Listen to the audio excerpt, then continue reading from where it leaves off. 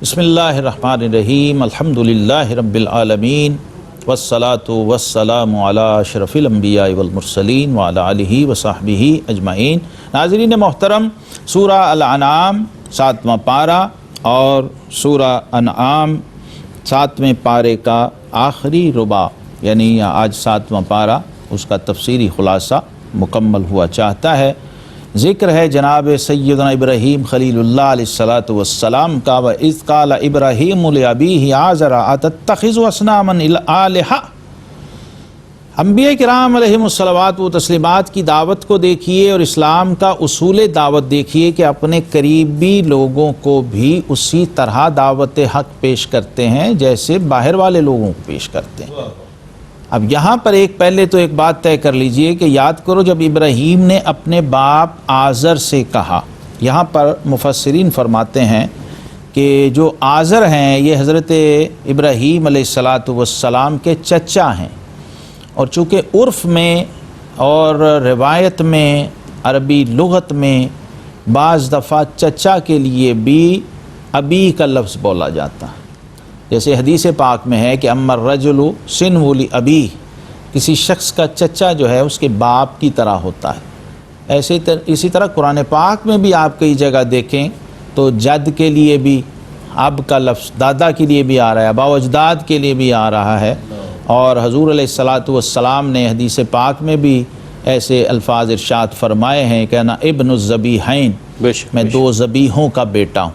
यानी एक निस्बत तो अपने वाले जनाब अब्दुल्ला बिन अब्दुल मुत्तलिब रज़ी अल्लाह अन्हु की तरफ फरमाई, और दूसरी निस्बत हज़रत इस्माईल अलैहिस्सलाम जो आपके जद्द अमजद हैं उनकी तरफ फरमाई। इसी तरह एक मौके पर फरमाया अना दावतु अबी इब्राहीम, मैं अपने बाप इब्राहीम की दुआ हूँ। सुभान अल्लाह। तो अब ये निस्बत अरबी लुग़त में, उर्फ़ में और मुहावरे में चूँकि राइज थी इसलिए कुरान पाक के अंदर भी इस लफ्ज़ में आई, वरना बाज़ लोग समझते हैं कि हकीकी बाप की बात हो रही है। अरबी लुग़त में ज़रा सी बारीकी समझने वाला शख्स जानता है कि जब हकीकी वालिद की बात आती है तो उसके लिए वालिद का लफ्ज़ इस्तेमाल होता है जो तवल्लुद से है, तवल्लुद। और अब का लफ्ज़ जो है ये गैर हकीकी बाप यानी चचा, ताया, मामू, दादा और इन रिश्तों में भी मुस्तअमल है, आबा अजदाद में भी। इसलिए यहाँ पर जमहूर हमारे आइमा तफसीर फरमाते हैं कि आज़र आपके चचा हैं, और अंसाब में भी, शजरों में भी जो नाम आता है आपके वालिद गिरामी का वो तारख है, तारख। तो फरमाया कि चचा क्या तुम बुतों को खुदा बनाते हो? बेशक मैं तुम्हें और तुम्हारी कौम को खुली गुमराही में पाता हूँ। यानी दो टोक तौहीद का डंका बजाया, अल्लाह का वहदहु ला शरीक होना बयान किया, और बुत शिकनी का अमली मुजाहरा आपने फरमाया, और उस बुत कदे में, उस शिरक से भरी हुई फ़ज़ा में अल्लाह वहदहु ला शरीक की वहदानियत का परचम बुलंद किया जनाब इब्राहीम अलैहिस्सलातु वस्सलाम ने। और ये उन्हीं इसी जज्बे के इनामात थे और तसलसल था कि रब्बे कायनात ने जनाब इब्राहीम अलैहिस्सलाम को मेराज अता फरमाई, और वो आपकी मेराज का ज़िक्र यहाँ मौजूद है कुरान पाक में। फरमाया और उसी तरह हम इब्राहीम को दिखाते हैं सारी बादशाही आसमानों और ज़मीन की। कज़ालिका नुरी इब्राहीमा मलकूत अस्समावाति वल अर्द। ये जनाब खलील की मेराज है कि अल्लाह ने उनको ज़मीन व आसमान का मुशाहिदा करवाया, और हबीब की मेराज क्या है? उन्हें अपनी ज़ात का मुशाहिदा।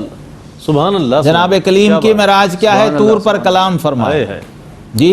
जनाब खलील की मेराज क्या है? आपको ज़मीन व आसमान के मुशाहिदात करवा दिए। वाह वाह वाह। और अपने हबीब की मेराज क्या है? अपना जलवा दिखा दिया। सुभान अल्लाह, सुभान अल्लाह।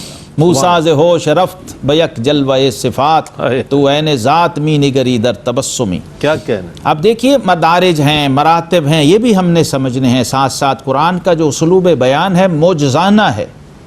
एक ही लफ्ज़ में, एक ही आयत में हज़ार हा हिकमतें पोशीदा और छुपी हुई हैं। फरमाया फिर जब उन पर रात का अंधेरा आया और एक तारा देखा तो बोले काला हाज़ा रब्बी। अब तारा चमका ना तो उस रोशनी ने मुतवज्जे किया, स्पार्क हुआ, तो फरमाया ये मेरा रब है। ये तलाश का, तजस्सुस का अमल है। जो मदारिज हैं रास्ते में, जब सालिक मारिफत इलाही और आरिफ हक़ माइल ब हक़ होता है तो रास्ते में ये मरातब, ये मदारिज आते हैं। کبھی ستارہ آتا ہے، کبھی چاند آتا ہے، کبھی سورج آتا ہے، لیکن وہ طالب حق اپنی اصل کی طرف گامزن رہتا ہے۔ اور جس وقت وہ ستارہ ڈوب گیا تو اب دیکھیے اصول کیا ہے، توحید کا اصول کیا ہے کہ جو فانی ہو وہ کبھی معبود نہیں ہوا کرتا۔ معبود ہونے کی بنیادی شرط ہے کہ وہ باقی ہو، واہ واہ واہ، وہ مستقل بالذات ہو، کیا بات، وہ قدیم ہو، سبحان اللہ، وہ ازلی ہو، وہ ابدی ہو، کیا وہ اول ہو، وہ آخر ہو، وہ ظاہر ہو، وہ باطن ہو۔ یہ یاد رکھیے، توحید کا جو میسج جگہ جگہ پر قرآن پاک کی آیات میں بکھرا ہوا ہے، اس کی جو روح بکھری ہوئی ہے، اسے ہم نے سمجھنا ہے۔ جب کوئی غروب ہونے والا آ گیا تو سمجھو وہ معبود نہیں ہے۔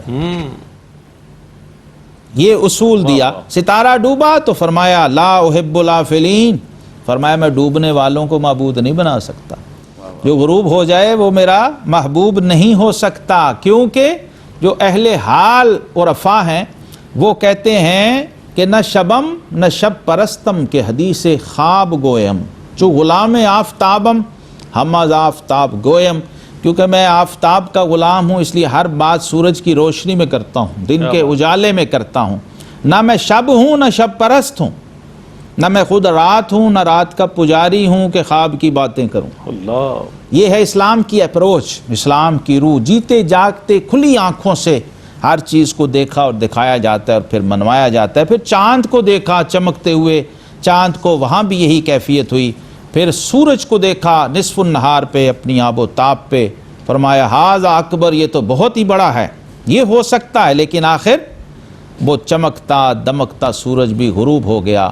توحید میں اور شرک میں ناظرین یہی فرق ہے، شرک کا انجام آخر ڈوب جانا ہے، اور توحید کا پرچم ہمیشہ ایک ہی حال میں لہراتا رہے۔ افلت شموس الاولین و شمسنا ابدا علی افق العلی لا تغرب۔ حضور غوث پاک محبوب سبحانی عبد القادر جیلانی رحمۃ اللہ تعالی علیہ، آپ نے فرمایا، اور جناب ابراہیم علیہ السلام کو جب منزل ملی اور اللہ رب العالمین کا قرب و وصل حاصل ہوا تو فرمایا میں اب سب سے منہ پھیر کے اپنے رب کی طرف متوجہ ہوتا ہوں۔ انی وجہت وجہی للذی فطر السماوات والارض حنیفا وما انا من المشرکین۔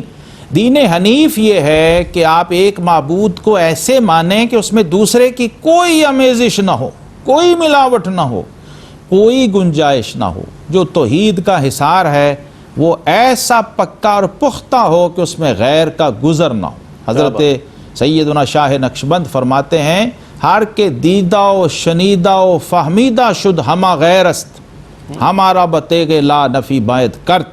فرمایا جو چیز کان سے سنائی دے، آنکھ سے دکھائی دے اور عقل سے سجھائی دے، وہ سب غیر اللہ ہے، وہ اللہ نہیں ہے۔ لا کی تلوار سے سب کو اڑاتے جاؤ تو اللہ کا اس بات ہو جائے گا، پھر اللہ ملے گا، پھر اللہ نصیب ہوگا۔ یہ روح ہے، یہ حقیقت ہے اس بندگی کی جب بندہ اپنے رب کی طرف متوجہ ہوتا ہے۔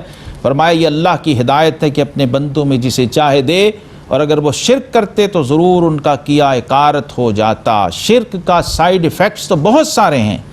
ایک بہت بنیادی نقصان قرآن نے بیان کر دیا کہ اگر شرک میں بندہ مبتلا ہو گیا تو پچھلے تمام اعمال برباد ہو جائیں گے۔ اب دیکھیے کتنا بڑا خطرہ ہے، ڈینجر زون ہے یہ شرک۔ کچھ سمجھے بغیر شرک سے بندہ بچ نہیں سکتا، اس لیے بڑی اہمیت کے ساتھ اس کو سمجھنا چاہیے۔